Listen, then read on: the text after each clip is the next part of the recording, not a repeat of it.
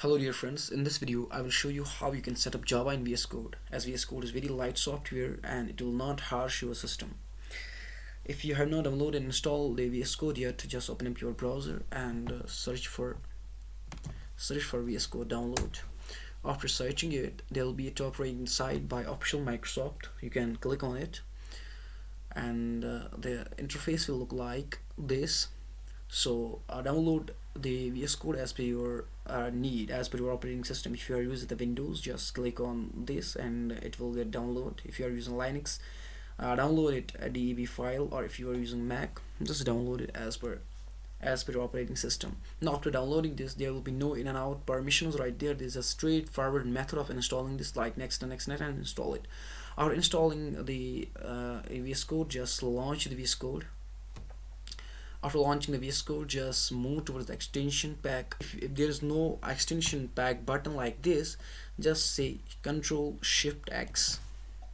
While using Control Shift X, there will be a search bar opening in front of you. To install the Java extension, just type Java.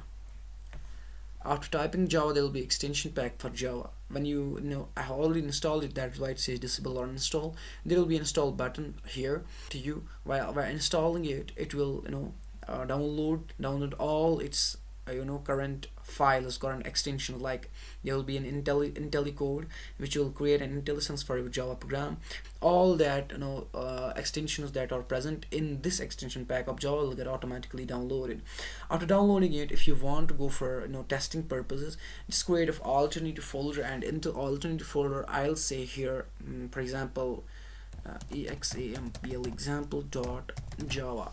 That means Java has been clearly installed as of now. It changed the icon button right here. After going for this, I'll say public class example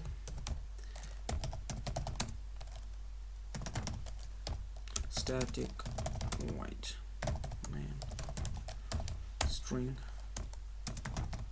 args. As of now, you can check out. I get the code by its own. It's called the IntelliCode. That means we are giving its IntelliSense. If I write the string, give me the string a, r's, all that. System dot out dot println, say for example hello. If I save it and if I give it a go, so inside the terminal there is